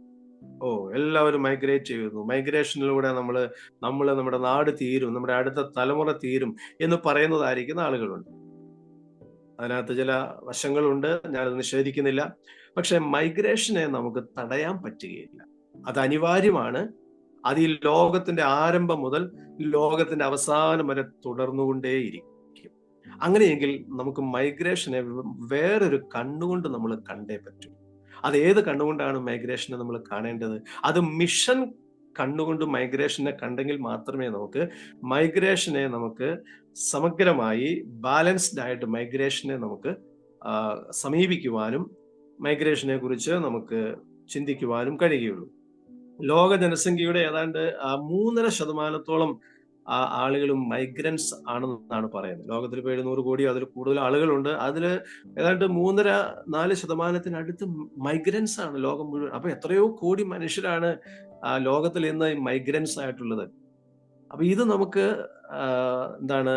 കാണാതിരിക്കാനായിട്ട് കഴിയില്ല, ഇത് നമുക്ക് തടയാനും കഴിയില്ല. അപ്പൊ ഈ ലോകത്ത് ഈ ആക്കിയെടുത്തത് മൈഗ്രേഷൻ ആൻഡ് മിഷൻ എന്നുള്ളതായിരിക്കുന്ന ഈ ഒരു വിഷയവുമായിട്ട് നാം ചേർത്ത് ചിന്തിച്ചാൽ ഇന്നത്തെ ലോകം ഇങ്ങനെ ആയതിന്റെ കാരണം എന്താണ്? ഒരു മിഷൻ മൈഗ്രേഷൻ ആണ് ഇന്നത്തെ ലോകത്തെ ഈ നിലയിൽ ആക്കിയെടുത്തത്. നമുക്കറിയാം, അമേരിക്കയുടെ ചരിത്രം വളരെ നല്ലൊരു ഉദാഹരണമാണ്. അമേരിക്ക എന്ന് പറയുന്ന രാജ്യം ഇന്നത്തെ നിലയിൽ ലോകത്തിലെ ഏറ്റവും ശക്തമായിരിക്കുന്ന എക്കോണമിയും അതുപോലെ മിലിറ്ററി പവറും എന്ന് വേണ്ട ഏത് രംഗം എടുത്തു നോക്കിയാലും ലോകത്തിലെ ഏറ്റവും നമ്പർ 1, എപ്പോഴും നമ്മുടെയൊക്കെ ഈ തലമുറയില് നമ്പർ 1 എന്ന് പറയുന്നത് ഇന്നും അമേരിക്കയാണ്. എന്താണ് അതിന്റെ കാരണം? ഇങ്ങനെ അമേരിക്കയെ നമ്പർ 1 ആക്കി മാറ്റിയത്, ഇങ്ങനെ ഒരു വലിയ രാജ്യത്തെ സൃഷ്ടിച്ചത് ആരാണ്? അത് മൈഗ്രൻസ് ആണ്. മൈഗ്രേഷനിലൂടെയാണ് അമേരിക്ക ഇന്നത്തെ അമേരിക്ക ആയതെന്നുള്ളത് നമുക്ക് എല്ലാവർക്കും അറിയാം. ഇംഗ്ലണ്ടിൽ നിന്ന്, യൂറോപ്പിൽ നിന്ന് അമേരിക്കയിലേക്ക് കുടിയേറ്റം നടത്തി. കാത്തലിക് മൈഗ്രേഷൻ നടന്നിരുന്നു. എന്നാൽ അമേരിക്കയിൽ അതിലും വലിയ നിർണായകമായിരിക്കുന്ന ഒരു സ്വാധീനം ചെലുത്തുവാനായിട്ട് കഴിഞ്ഞത് പ്രൊട്ടസ്റ്റന്റ് മൈഗ്രേഷനിലൂടെയാണ്. അതിന് ആരംഭം കുറിച്ചതായിരിക്കുന്ന ആളുകള് പ്യൂരിറ്റൻസ് ആയിരുന്നു. നമുക്ക് മിഷൻ ചരിത്രമൊക്കെ പഠിക്കുന്നവർക്കറിയാം. ഇംഗ്ലണ്ടിൽ നിന്ന് പ്യൂരിറ്റൻസ് അമേരിക്കയിലേക്ക് പോയി. അവരവിടെ ചെന്ന് ദൈവത്തെ ഒരുമിച്ച് ആരാധിക്കുകയും ബൈബിൾ വിശ്വസിക്കുകയും പഠിക്കുകയും പഠിപ്പിക്കുകയും ബൈബിൾ പ്രസംഗിക്കുകയും ചെയ്തപ്പോൾ അമേരിക്കയിൽ വലിയ വ്യത്യാസം വന്നു. ബാപ്റ്റിസ്റ്റ്, പ്രെസ്ബിറ്റേറിയൻ, മെത്തഡിസ്റ്റ് സമൂഹങ്ങൾ അമേരിക്കയിൽ വലിയ സ്വാധീനം ചെലുത്തി. അപ്പോൾ ഇതിന്റെ ആരംഭം എന്ന് പറയുന്നത്, ഇതിന്റെ കാരണം എന്ന് പറയുന്നത് മൈഗ്രേഷൻ. അപ്പൊ മൈഗ്രേഷൻ ഇല്ലായിരുന്നുവെങ്കിൽ ഇന്ന് അമേരിക്ക എന്ന് പറയുന്ന ഒരു രാജ്യം ഉണ്ടാകുമായിരുന്നില്ല. വെസ്റ്റേൺ രാജ്യത്തിന്റെ ചരിത്രം എടുത്തു നോക്കിയാൽ മൈഗ്രേഷന്റെ ഒരു ചരിത്രമാണ് വെസ്റ്റേൺ രാജ്യത്തിന്റെ ചരിത്രം എന്ന് പറയുന്നത്. ലോകത്തിൽ പലയിടങ്ങളിലും മൈഗ്രേഷൻ നടന്നില്ലായിരുന്നുവെങ്കിൽ ഇന്നത്തെ ലോകം ഇങ്ങനെ ആകുമായിരുന്നില്ല. അപ്പോ മിഷൻ മൈഗ്രേഷൻ ആണ് ഇന്നത്തെ അമേരിക്കയെ ഈ നിലയിൽ രൂപപ്പെടുത്തിയെടുത്തത് എന്നുള്ളത് നമുക്ക് സംശയലേശമെന്നെ പറയാനായിട്ട് സാധിക്കുന്ന ഒന്നാണ്. അപ്പൊ മിഷൻസ് പൂർത്തിയാകുന്നത് മൈഗ്രേഷനിലൂടെ സാധിക്കുകയുള്ളൂ. ലോകം മുഴുവൻ മിഷൻസ് പൂർത്തിയാകണമെങ്കിൽ മൈഗ്രേഷനിലൂടെ സാധിക്കുകയുള്ളൂ. കർത്താവ് സഭയെ ഏൽപ്പിച്ച ദൗത്യം എന്താണ്?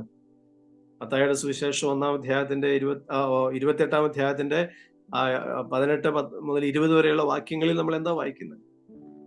നിങ്ങൾ പോകുക എന്ന് പറഞ്ഞു. ആ പോകലാണല്ലോ മൈഗ്രേഷൻ എന്ന് പറയുന്നത്. ഒരർത്ഥത്തിൽ പറഞ്ഞാൽ അവര് പോയത് മിഷൻസിന് വേണ്ടി പോയി. ആ പോക്ക് അപ്പോസ്തലപ്രവൃത്തി 1:8 അനുസരിച്ച് യെരുശലേമിൽ നിന്ന് അവർ പോയി ലോകത്തിന്റെ അറ്റം വരെ അവർ പോയി. അപ്പൊ ലോകത്തിന്റെ അറ്റം വരെ ദൈവമക്കൾ മൈഗ്രേറ്റ് ചെയ്തപ്പോൾ മിഷൻസ് നിവൃത്തിയായി. അപ്പോ മൈഗ്രേഷൻ ഒരു മിഷനായിട്ട് നമ്മൾ എടുത്താൽ, ആദിമ സഭ അത് എടുത്തതുപോലെ ഇന്നത്തെ സഭയും, അല്ലെങ്കിൽ ലോകത്തിന്റെ ചരിത്രത്തിൽ അനേക നൂറ്റാണ്ടുകളില് മൈഗ്രേഷൻ മിഷനുമായിട്ട് ഒരുമിച്ച് ചേർന്ന് പോയപ്പോൾ ഈ ലോകത്തിന്റെ മുഖച്ഛായ മാറ്റി. നമ്മുടെ സംസ്ഥാനത്തിന്റെ മുഖച്ഛായ മാറ്റിയത് എന്താണ്? ഈ മൈഗ്രേഷൻ ആൻഡ് മിഷൻ അല്ലേ? ഇന്ത്യയിൽ ഇത്രയും പുരോഗതിയും വികസനവും വന്നതിന്റെ കാരണം എന്താണ്? മൈഗ്രേഷനും അതിന്റെ കൂടെ മിഷനും ഇല്ലേ?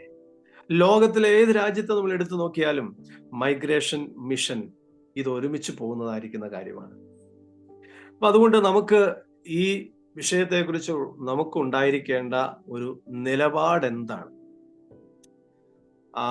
നമുക്ക് അറിയാം, ഇന്ന് പല സഭകൾ ഉണ്ടായതും സഭകൾ വളർന്നതും മൈഗ്രേഷൻ വഴിയാണല്ലോ.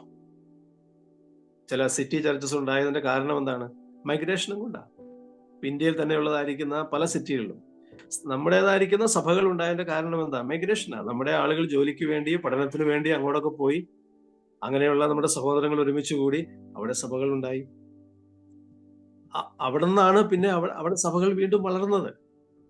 അപ്പോൾ മൈഗ്രേഷൻ ആണ് സഭകൾ സ്ഥാപിക്കുന്നതിന്, മിഷൻസ് ഫുൾഫില്ല് ചെയ്യുന്നതിന് നമുക്ക് ഉപയോഗിക്കുവാൻ കഴിയുന്ന, ബൈബിളിൽ നാം കാണുന്ന ഏറ്റവും നല്ല മാർഗവും നമുക്ക് ഫോളോ ചെയ്യുവാനും നമുക്കും പ്രായോഗികമാക്കുവാൻ കഴിയുന്നതുമായിരിക്കുന്ന ഏറ്റവും നല്ല മാർഗം മൈഗ്രേഷനാണ്. പക്ഷേ ആദിമ സഭയിലെ അല്ലെങ്കിൽ ലോകത്തിന്റെ ചരിത്രത്തിൽ നാം കണ്ടതായിരിക്കുന്ന മൈഗ്രേഷന്റെ ചരിത്രവും ഇന്നത്തെ മൈഗ്രേഷനും തമ്മിൽ ഉള്ള വ്യത്യാസം എന്താണെന്നുള്ളതാണ്. ഇന്ന് മൈഗ്രേഷൻ ആ മിഷൻ അങ്ങ് നഷ്ടപ്പെടുത്തിയുള്ള മൈഗ്രേഷനാണ് ഇന്ന് പലപ്പോഴും ഇന്ന് നടക്കുന്നത്. മൈഗ്രേഷൻ വേണം. അപ്പൊ നമുക്കിന്ന് ചെയ്യാൻ പറ്റുന്നത് എന്താണ്? മൈഗ്രേഷനെ തടയുക എന്നുള്ളതല്ല. നമ്മൾ ചെയ്യേണ്ടത് എന്താണ്? ഇടക്കാലം കൊണ്ട് മൈഗ്രേഷനിൽ നിന്ന് മിഷൻ നഷ്ടപ്പെട്ടു പോയി, മിഷൻ വേർപെട്ടു പോയി. അവിടെയാണ് നമ്മുടെ പ്രശ്നം. അപ്പൊ നമുക്കിന്ന് ചെയ്യാവുന്ന കാര്യം എന്താണ്? മൈഗ്രേഷനോടുകൂടെ മിഷനെ വീണ്ടും നമ്മൾ കൂട്ടിച്ചേർക്കുക എന്നുള്ളതാണ് ഇന്നത്തെ സഭകൾക്ക് നമുക്ക് ഈ തലമുറയിൽ ചെയ്യാനായിട്ടുള്ള ഏറ്റവും വലിയ ദൗത്യം. അപ്പോ ദൈവം നമ്മുടെ മധ്യത്തിൽ അങ്ങനെ ഒരു സ്പിരിറ്റ്, അങ്ങനെ ഒരു മനസ്സ്, അങ്ങനെ ഒരു സാഹചര്യം ദൈവം ഉളവാക്കട്ടെ എന്ന് നമുക്ക് ആഗ്രഹിക്കുകയും പ്രാർത്ഥിക്കുകയും നാം ഉൾപ്പെട്ട് നിൽക്കുന്നതായിരിക്കുന്ന സഭകളെ നമുക്ക് മിഷൻ മൈൻഡുള്ള സഭകളാക്കി മാറ്റുക എന്നുള്ളതാണ് നമുക്ക് ചെയ്യാനായിട്ട് സാധിക്കുന്ന കാര്യം. ഇനി മൈഗ്രേറ്റ് ചെയ്യുന്ന ആളുകളിൽ ഈ മിഷൻ മൈൻഡ് ഇല്ലെങ്കിൽ, ഈ മിഷൻ മൈൻഡ് ഇല്ലാത്ത മനുഷ്യർ ഇവിടെ നിന്നാലുള്ള ഗുണം എന്താ? മിഷൻ മൈൻഡ് ഇല്ലാത്ത മനുഷ്യർ ഇവിടെ നിന്നാലും അവർ മൈഗ്രേറ്റ് ചെയ്താലും ഫലത്തിൽ ഒന്ന് തന്നെയാണ്. പിന്നെ ഇവിടെ നിന്നാൽ നമ്മുടെ സഭകളിലെ കുറച്ച് മെമ്പേഴ്സ് ഉണ്ടാകും എന്നുള്ളതാണ് അല്ലെ. പക്ഷെ മിഷൻ മൈൻഡ് ഇല്ലാത്ത മനുഷ്യർ നമ്മുടെ സഭകളിൽ നിന്നാലും അവരെവിടെ നിന്നാലും ഫലത്തിൽ ഒന്ന് തന്നെയാണ്. അപ്പൊ അതുകൊണ്ട് നമ്മുടെ ആളുകൾ മിഷൻ മൈൻഡുള്ള ആളുകളായിട്ട് തീരുക എന്നുള്ളതാണ് നമുക്ക് ഈ മൈഗ്രേഷനിൽ നമുക്ക് ചെയ്യാവുന്ന ഒരു കോൺട്രിബ്യൂഷൻ എന്ന് പറയുന്നത്. അതാണ് മിഷൻ മൈൻഡുള്ളവരായിട്ട് നമ്മുടെ സഭകളെ നമ്മൾ തീർക്കുക. മിഷൻ മൈൻഡുള്ള ആളുകൾ ചില സ്ഥലങ്ങളിൽ ഒരുമിച്ച് പോകുക, പഠനത്തിനും ജോലിക്കുമൊക്കെ ആയിട്ട് പോവുക. അവിടെ നമുക്ക് മാതൃകാപരമായ നിലയിൽ മൈഗ്രേഷൻ ആൻഡ് മിഷൻ എന്നുള്ളത് നമുക്ക് ഇംപ്ലിമെന്റ് ചെയ്യാം, നമുക്ക് കാണിച്ചു കൊടുക്കാം. നമ്മുടെ ഇടയിൽ പലപ്പോഴും നടന്നുകൊണ്ടിരിക്കുന്ന ഒരു കാര്യമാണത്. എങ്കിലും അത് നമുക്ക് കുറച്ചും കൂടെ ഊർജിതമായിട്ട് ചെയ്യാനായിട്ട് നമുക്ക് ശ്രമിക്കാം. നമുക്കറിയാം, സുവിശേഷം പരസ്യമായിട്ട് പറയാൻ കഴിയില്ലാത്ത സ്ഥലങ്ങളില് മൈഗ്രേഷൻ അല്ലാതെ നമുക്ക് മറ്റൊരു മാർഗവുമില്ല. പ്രത്യേകിച്ച് ഇന്നത്തെ സിനാരിയോയിൽ, ഇന്നത്തെ സാഹചര്യത്തിൽ ഉത്തരേന്ത്യയിൽ മൈഗ്രേഷൻ വിത്ത് മിഷനാണ് ഇന്നത്തെ മിഷൻ പ്രവർത്തനങ്ങൾക്ക് നമുക്ക് ചെയ്യാവുന്ന ഒരു വലിയ കോൺട്രിബ്യൂഷൻ ഉത്തരേന്ത്യയിൽ. അതാണ് കുട്ടികൾ പഠനത്തിനായിട്ട് തിരഞ്ഞെടുക്കുമ്പോൾ ഒരു മിഷൻ മൈൻഡോടുകൂടെ പോയാൽ, മൈഗ്രേറ്റ് ചെയ്താൽ, ഒരു 4 ഇയർ കോഴ്സിനൊക്കെ പോകുന്ന കുട്ടികളാണെങ്കിൽ അവർക്ക് അവിടെ ചില സിറ്റികളിൽ ഒന്നിലധികം കുട്ടികൾ ഈ മിഷൻ മൈൻഡോടുകൂടെ പോയി കഴിഞ്ഞാൽ തീർച്ചയായിട്ടും ദൈവം അവരുടെ ആ ആഗ്രഹത്തെ മാനിക്കും. അവിടെ നമുക്ക് ഇന്ന് ദൈവം സഹായിച്ച് നമ്മുടെ സഹോദരന്മാർക്ക് അവരെ പോയി ഗൈഡ് ചെയ്യാനും അവരെ പോയി സഹായിക്കാനും പഠിപ്പിക്കുവാനും ഉത്സാഹിപ്പിക്കുവാനുമുള്ള സാഹചര്യങ്ങളും സാധ്യതകളും ഇന്നുള്ളത് കൊണ്ട് അപ്പൊ നമ്മുടെ ചെറുപ്പക്കാര് മിഷൻ മൈൻഡോട് കൂടെ വിദ്യാഭ്യാസത്തിന് വേണ്ടി പോയാൽ നമുക്ക് ഇന്നത്തെ മിഷൻ പ്രവർത്തനങ്ങൾക്ക് അതൊരു വലിയ സഹായമായിരിക്കും. ഉത്തരേന്ത്യ പോലെയുള്ള സ്ഥലങ്ങളിൽ പരസ്യമായിട്ട് സുവിശേഷം പറയാനായിട്ട് വളരെ ബുദ്ധിമുട്ടുള്ളതായിരിക്കുന്ന സ്ഥലങ്ങളിൽ നമുക്ക് വളരെ പ്രാക്ടീസ് ചെയ്യാനായിട്ട് സാധിക്കുന്ന ഒന്നാണ്. അതുപോലെ തന്നെ ജോലിക്ക് വേണ്ടി പോകുമ്പോഴും അങ്ങനെയുള്ള സ്ഥലങ്ങൾ തിരഞ്ഞെടുത്ത് നമ്മുടെ ആളുകൾ പോവുക. ചില ഫാമിലീസ് ഒരു സ്ഥലത്ത് ചെന്ന് കഴിഞ്ഞാൽ അവിടെ നമുക്ക് ഒരു സഭാ കൂടിയതിനുള്ള സാധ്യതയായി അതൊക്കെ നമുക്ക് ഇന്ന് ചെയ്യാനായിട്ട് സാധിക്കുകയുള്ളൂ. നമുക്കറിയാമല്ലോ, ചില ഗൾഫ് കൺട്രീസിലൊക്കെ മിഷൻസിന് വേണ്ടി ക്ലോസ്ഡ് ആയിരിക്കുന്ന രാജ്യങ്ങളാണ്. അവിടെ നമുക്ക് ഒരിക്കലും സുവിശേഷം പോയി പറയാനായിട്ട് സാധിക്കുകയില്ല. പക്ഷെ അവിടെ നമുക്ക് വിശ്വാസികളായിരിക്കുന്നവർക്ക് അങ്ങോട്ട് മൈഗ്രേറ്റ് ചെയ്താൽ, ജോലിക്ക് വേണ്ടി അവിടെ പോയാൽ അവിടെ സഭകളായിട്ട് കൂടാനായിട്ട് സാധിക്കും. നമുക്ക് ഭാവിയിൽ ഈ മൈഗ്രേഷന്റെ റിസൾട്ട് നമ്മുടെ ലോക്കൽ ചർച്ചിന് ഒരു കരുത്തായിട്ട്, നമ്മുടെ മിഷൻ പ്രവർത്തനങ്ങൾക്ക് ഒരു ചുവടുവയ്പായിട്ട് തീർച്ചയായിട്ടും അങ്ങനെ തീരും. അപ്പൊ അതുകൊണ്ട് നമുക്ക് മൈഗ്രേഷൻ എന്ന് പറയുന്നത് നമുക്ക് പ്രോത്സാഹിപ്പിക്കേണ്ട ഒന്നാണ് എന്നാണ് മിഷൻസ് ആൻഡ് മൈഗ്രേഷൻ എന്നുള്ള വിഷയത്തെ കുറിച്ച് ചർച്ച ചെയ്യുമ്പോൾ എനിക്ക് പറയാനായിട്ടുള്ളത്. ആദ്യ നൂറ്റാണ്ടുകളിലെ സുവിശേഷ വ്യാപനം മൈഗ്രേഷൻ വഴിയാണ് നടന്നത് എന്നുള്ളത് നമുക്ക് എല്ലാവർക്കും അറിയാം. അപ്പോസ്തല പ്രവൃത്തികൾ ഈ മൈഗ്രേഷൻ ആൻഡ് മിഷന് വേണ്ടി നമ്മളൊരു ഉദാഹരണമായിട്ട് എടുത്താൽ എത്ര നല്ല ഒരു ഉദാഹരണമാണ് അപ്പോസ്തല പ്രവൃത്തികൾ. സഭ ആരംഭിക്കുന്ന സമയത്ത് നമ്മൾ കാണുന്നത് 120 പേരുള്ള ഒരു സംഘം കൂടിയിരുന്ന് പ്രാർത്ഥിക്കുന്നു. അതിനുശേഷം നമ്മൾ എന്താ കാണുന്നത്? 3000-ഓളം ആളുകൾ അന്ന് രക്ഷിക്കപ്പെട്ട് അവർ സഭയോട് ചേർന്നത്. അവരെല്ലാം മൈഗ്രൻസ് അല്ലായിരുന്നു. ഏതാണ്ട് 15-16 ദേശങ്ങളിൽ നിന്ന് ഭാഷ സംസാരിക്കുന്ന ആളുകളാണ് അവിടെ വന്നത്. പല രാജ്യങ്ങളിൽ നിന്ന് വന്ന ആളുകളാ. അവരവിടെ കൂടി. അതിനുശേഷം നമ്മൾ 6-ാം അധ്യായത്തിലേക്ക് വരുമ്പോൾ എന്താ കാണുന്നത്? അവിടെ ചെറിയ പ്രയാസങ്ങൾ അവിടെ ഉണ്ടായി. ആ പ്രയാസങ്ങൾ ഉണ്ടായതിന്റെ കാരണം മൈഗ്രൻസ് ഉണ്ട് എന്നുള്ളതാണ്.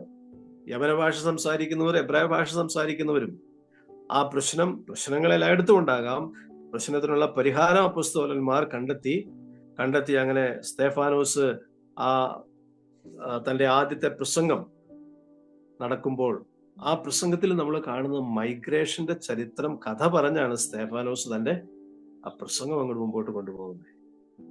അതിനുശേഷം നമ്മൾ മുൻപോട്ട് പോകുമ്പോൾ 8-ാമത്തെ അധ്യായത്തിലേക്ക് വരുമ്പോൾ നമ്മൾ കാണുന്നത് ഒരു വലിയ മൈഗ്രേഷന്റെ ചരിത്രമാണ്. സഭ ചിതറിപ്പോകുന്നു. ആ ചിതറിപ്പോക്ക്, ആ കുടിയേറ്റം സുവിശേഷം യഹൂദയ്ക്ക് പുറത്തേക്ക് എത്തിച്ചു. അതിനുശേഷം നമ്മൾ പ്രവൃത്തികൾ 13-ാം അധ്യായത്തിലേക്ക് വരുമ്പോൾ അവിടെ നിന്ന് പിന്നെ നമ്മൾ കാണുന്നത് ലോകത്തിന്റെ അറ്റത്തേക്ക് മിഷൻസ് പോവുകയാണ്. അപ്പൊ കുടിയേറ്റം, മൈഗ്രേഷനിലൂടെയാണ് മിഷൻ പ്രവർത്തനങ്ങൾ ഫുൾഫില്ല് ചെയ്യാനായിട്ട് നമുക്ക് സാധിക്കുകയുള്ളൂ. അത് പല നിലകളിൽ ആണല്ലോ മൈഗ്രേഷൻ നടക്കുന്നത്. മിഷണറീസ് അല്ലെങ്കിൽ ദൈവവേലക്കാരായിട്ട് ഒരു സ്ഥലത്തുനിന്ന് മറ്റൊരു സ്ഥലത്തേക്ക് അവർ പോകുന്നു. ജോലിക്ക് വേണ്ടി ഒരു സ്ഥലത്തുനിന്ന് മറ്റൊരു സ്ഥലത്തേക്ക് പോകുന്നു, മിഷൻ മൈൻഡോടുകൂടെ. പഠനത്തിന് വേണ്ടി ഒരു സ്ഥലത്തുനിന്ന് മറ്റൊരു സ്ഥലത്തേക്ക് പോകുന്നു, മിഷൻ മൈൻഡോടുകൂടെ. അപ്പൊ അങ്ങനെ മൈഗ്രേഷനിലൂടെ നമുക്ക് മിഷൻസ് ഫുൾഫില്ല് ചെയ്യുവാൻ, പൂർത്തിയാക്കുവാനായിട്ട് നമുക്ക് സാധിക്കും. അപ്പൊ അതുകൊണ്ട് മൈഗ്രേഷനെ നമുക്ക് തടയണോ? മൈഗ്രേഷനെ നമ്മൾ ഇന്ന് ഏത് നിലയിലാണ് കാണേണ്ടത്? നമ്മുടെയൊക്കെ മധ്യത്തിൽ മൈഗ്രേഷൻ നടക്കുമ്പോൾ നമ്മൾ അതിനെ പ്രോത്സാഹിപ്പിക്കണോ അതോ നമ്മൾ അതിനെ തടയണോ? പല ആളുകളും ഈ മൈഗ്രേറ്റ് ചെയ്യുന്നതായിരിക്കുന്ന ഇന്നത്തെ തലമുറകളെ കുറിച്ച് പറയുന്നത് അവരെല്ലാം ഒരു നെഗറ്റീവ് കണ്ണുകൊണ്ടാണ് ഈ മൈഗ്രേറ്റ് ചെയ്യുന്ന ആളുകളെ പൊതുവെ ആളുകൾ വീക്ഷിക്കുന്നത്. എന്നാൽ മിഷൻ മൈൻഡ് ഇല്ലാത്ത ആളുകൾ, ഞാൻ ആദ്യം പറഞ്ഞതുപോലെ, ഇവിടെ നിന്നാലും എവിടെ പോയാലും അവര് ഫലത്തിൽ ഒന്ന് തന്നെയാണ്. പക്ഷേ മൈഗ്രേഷനെ തടയുക എന്നുള്ളതല്ല നമ്മൾ ചെയ്യേണ്ടത്. ഞാൻ ആദ്യം പറഞ്ഞു, ഞാൻ ഒന്നുകൂടെ പറയുകയാണ്. മൈഗ്രേഷനോട് സഭയ്ക്കുണ്ടായിരിക്കേണ്ട, നമുക്കുണ്ടായിരിക്കേണ്ട ഒരു ബിബ്ലിക്കൽ പെർസ്പെക്റ്റീവ് എന്തെന്ന് ചോദിച്ചാൽ, മൈഗ്രേഷനെ തടഞ്ഞ് നമുക്ക് എന്താണ് ഫലം കാണാനായിട്ട് സാധിക്കുകയില്ല. പിന്നെ മൈഗ്രേഷൻ പ്രോത്സാഹിപ്പിക്കുക. എങ്ങനെ പ്രോത്സാഹിപ്പിക്കുക? മിഷൻ മൈൻഡോടുകൂടെ മൈഗ്രേഷനെ പ്രോത്സാഹിപ്പിക്കുക. അതാണ് ബിബ്ലിക്കൽ രീതി എന്ന് പറയുന്നത്. അപ്പോൾ മൈഗ്രേഷനെ നമുക്ക് മിഷൻസുമായിട്ട് അതിനെ ചേർത്ത് നമുക്കും നമ്മുടെ മധ്യത്തിൽ പ്രാക്ടീസ് ചെയ്യുവാനായിട്ട്, പ്രോത്സാഹിപ്പിക്കുവാനായിട്ട് നമുക്ക് സാധിക്കണം. മൈഗ്രേഷനെ തടയാനായിട്ട് കഴിയില്ല എന്നുള്ളതാണ് ലോകത്തിന്റെ ചരിത്രം നമ്മളെ പഠിപ്പിക്കുന്നത്. മൈഗ്രേഷനെ നമ്മൾ ഇന്ന് തടഞ്ഞാൽ നമ്മൾ ചരിത്രത്തോട് കാണിക്കുന്നതായിരിക്കുന്ന വലിയ തെറ്റാണ്. അതായത് നാം പുറകോട്ട് തിരിഞ്ഞു നോക്കിയാൽ നാം ഇന്ന് ഇങ്ങനെ ആകുവാൻ കാരണം മൈഗ്രേഷനാണ്.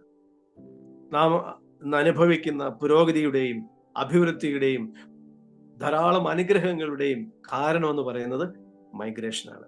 ലോകത്തിൽ പല സ്ഥലങ്ങളിലും ഈ മൈഗ്രേഷന്റെ റിസൾട്ട് ആണെന്ന് ലോകം അനുഭവിക്കുന്നത്. അങ്ങനെയെങ്കിൽ നമുക്കും ഇനിയും മൈഗ്രേഷനെ നമുക്ക് ആ ഒരു കണ്ണുകൊണ്ട് കാണാനായിട്ട് ശ്രമിക്കാം. നമ്മുടെ രാജ്യത്ത് എത്രയോ ഓപ്പർച്യൂണിറ്റീസ് ആണ് മൈഗ്രേഷനുള്ളത്.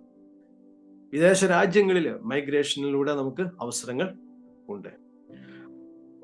അതുകൊണ്ട് മൈഗ്രേഷനോട് നമുക്കുണ്ടായിരിക്കേണ്ട ഒരു സമീപനം, ബൈബിളിലെ പഴയ നിയമത്തിലെ ചില വാക്യങ്ങൾ ശ്രദ്ധിച്ചാൽ എനിക്ക് തോന്നുന്നത് വായിക്കേണ്ട ആവശ്യമില്ല, ഞാൻ ജസ്റ്റ് ഒന്ന് പറഞ്ഞങ്ങ് പോകാം.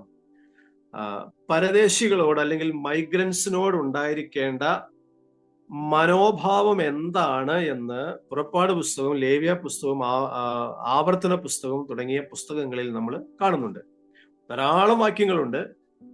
അതിൽ 1-2 വാക്യങ്ങൾ ഞാനൊന്ന് പറയാം. പുറപ്പാട് പുസ്തകം 22:21, 24:22, ലേവ്യ പുസ്തകം 19-ാം അധ്യായം, അതുപോലെ ആവർത്തന പുസ്തകം 10-ാം അധ്യായം. ഇങ്ങനെയുള്ള പുസ്തകങ്ങളിലും അധ്യായങ്ങളിലും നമ്മൾ കാണുന്നത് എന്താണ്? പരദേശികളെ നിങ്ങൾ എങ്ങനെ ട്രീറ്റ് ചെയ്യണം, അല്ലെങ്കിൽ മൈഗ്രൻസിനെ എങ്ങനെ ട്രീറ്റ് ചെയ്യണം, കുടിയേറ്റക്കാരെ എങ്ങനെ ട്രീറ്റ് ചെയ്യണം. അവരെ നിങ്ങൾ ഉപദ്രവിക്കരുത്. അവരെ നിങ്ങളിൽ ഒരാളായിട്ട് നിങ്ങൾ കാണണം. കാരണം നിങ്ങളും മൈഗ്രൻസ് ആയിരുന്നു, നിങ്ങളും കുടിയേറ്റക്കാരായിരുന്നു. നിങ്ങളുടെ പൂർവ്വ പിതാവ് കുടിയേറ്റക്കാരനായിരുന്നു. ആ പിതാവിന്റെ വഴിയിലൂടെ നിങ്ങളും കുടിയേറ്റക്കാരായിട്ട് വന്നവരാണ്. അതുകൊണ്ട് നിങ്ങൾ ഒരിക്കലും കുടിയേറ്റക്കാരെ, ഞാൻ ആ വാക്കങ്ങ് ഉപയോഗിക്കുന്നതേ ഉള്ളൂ കേട്ടോ, കുടിയേറ്റക്കാരെ നിങ്ങൾ മിസ്ട്രീറ്റ് ചെയ്യരുത്. അവരെ നിങ്ങൾ കരുതണം, അവർക്ക് വേണ്ടത് ചെയ്തു കൊടുക്കണം എന്ന് പറയുന്ന ദൈവത്തെയാണ് നമ്മൾ കാണുന്നത്. എന്ന് പറഞ്ഞാൽ ഈ കുടിയേറ്റം എന്ന് പറയുന്നത് ലോകത്തിൽ അനിവാര്യമായിരിക്കുന്ന ഒന്നാണ്. അതായത് മനുഷ്യർ ഒരു സ്ഥലത്ത് നിന്ന് മറ്റൊരു സ്ഥലത്തേക്ക് പോയിക്കൊണ്ടേയിരിക്കുക. പിന്നെ അതിന്റെ ഫ്രീക്വൻസി ഒക്കെ അതൊക്കെ മറ്റൊരു കാര്യമാണ്. അതിന്റെ അനിവാര്യത എല്ലാ കാലത്തും ഒരേപോലെ ആയിരിക്കില്ല. ചില കാലത്ത് അത് വളരെ അനിവാര്യമായിരുന്നു, ചില കാലത്ത് അത്രയും അനിവാര്യമായിരിക്കില്ല. എന്നാലും ഓവറോൾ പറഞ്ഞാൽ മൈഗ്രേഷൻ എന്ന് പറയുന്നത് ഈ ലോകത്തിൽ നമുക്ക് നിഷേധിക്കുവാൻ കഴിയുന്ന ഒന്നല്ല. അത് ഈ ലോകത്തിന്റെ നിലനിൽപ്പിന് അത്യന്താപേക്ഷിതമായിരിക്കുന്ന ഒന്നാണ് മൈഗ്രേഷൻ. ലോകം ഇന്നുവരെ വളർന്നതും നിലനിന്നതും ഈ മൈഗ്രേഷനിലൂടെയാണ്. ദൈവസഭ ആരംഭിച്ചു വളർന്നത്, മിഷൻസ് ലോകം മുഴുവൻ വ്യാപിച്ചത് മൈഗ്രേഷനിലൂടെയാണ്. ഇന്നും ആ പ്രോസസ്സ് മുൻപോട്ട് പോകട്ടെ. നമുക്കും മൈഗ്രേഷനിലൂടെ നമുക്കും ഇതിൽ നമ്മുടേതായിരിക്കുന്ന കോൺട്രിബ്യൂഷൻ നമുക്ക് ചെയ്യാം. അതുകൊണ്ട് നമ്മുടെ ആളുകൾ മൈഗ്രേറ്റ് ചെയ്യുമ്പോൾ നമുക്ക് ചെയ്യാവുന്ന കാര്യം മിഷൻ മൈൻഡുള്ള ആളുകളായിട്ട് നമ്മുടെ തലമുറകളെ നമുക്ക് വാർത്തെടുക്കുക എന്നുള്ളതാണ് നമുക്ക് ചെയ്യാനുള്ള ഏറ്റവും വലിയ ഉത്തരവാദിത്വം.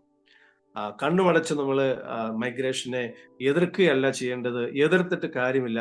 നമുക്ക് മിഷൻ ദർശനം പകർന്നു കൊടുത്ത്, ഞാൻ ആദ്യം പറഞ്ഞതുപോലെ മൈഗ്രേഷനിൽ ഇടക്കാലം കൊണ്ട് എന്ത് സംഭവിച്ചു? മിഷൻസ് ചോർന്നുപോയി, മിഷൻസ് കൈവിട്ടുപോയി. അതാണ് നമുക്ക് പറ്റിയ പരാജയം.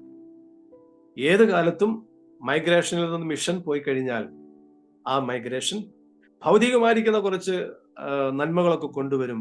പക്ഷെ നാം പറയുന്നതായിരിക്കുന്ന നന്മ ലോകത്തിന്, സമൂഹത്തിന് ഉണ്ടാകണമെങ്കിൽ മൈഗ്രേഷൻ വിത്ത് മിഷൻ. അതുകൊണ്ട് നമുക്ക് മൈഗ്രേഷനോട് ചേർത്ത് മിഷൻസ് നമുക്ക് വേർപിരിക്കുവാൻ കഴിയാത്ത ഒരു ഘടകമാക്കി നമുക്ക് വിളക്കി ചേർക്കാം. നമ്മുടെ സഭകളിലെ നമുക്കത് സാധിക്കുകയുള്ളൂ. നമ്മുടെ തലമുറകളെ നമുക്ക് അങ്ങനെ വാർത്തെടുക്കുവാനായിട്ട് നമുക്ക് ശ്രമിക്കാം. അതിന് ദൈവം നമ്മെ സഹായിക്കട്ടെ എന്ന് പ്രാർത്ഥിച്ചുകൊണ്ട് ഞാൻ എൻ്റെ വാക്കുകളെ ചുരുക്കുന്നു. കർത്താവിന്റെ നാമത്തിന് മഹത്വം.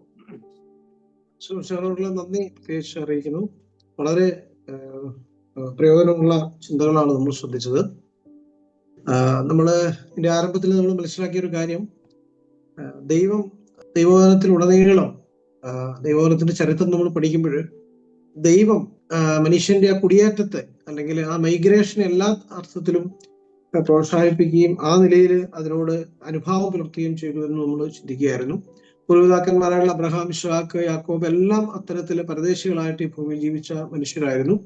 അങ്ങനെ നമുക്ക് ഈ ഒരു മൈഗ്രേഷൻ, ഈ കുടിയേറ്റത്തെ നമുക്ക് ഒരു കാലഘട്ടത്തിലും നമുക്ക് തടയാനായിട്ട് സാധിക്കില്ല. അതൊരു കാലഘട്ടത്തിന്റെ ആവശ്യമാണ് എന്നാണ് നമ്മൾ ചിന്തിച്ചത്. രാഷ്ട്രങ്ങളുടെ പുരോഗതി, വ്യക്തികളുടെ പുരോഗതി, സമൂഹത്തിന്റെ വികസനം, സാംസ്കാരികമായിട്ടുള്ള പുരോഗതി ഒക്കെ പല മേഖലകളിലും ഇതിനെ ആശ്രയിച്ചാണ് ഇരിക്കുന്നത് എന്ന് നമ്മൾ ചിന്തിക്കുകയായിരുന്നു.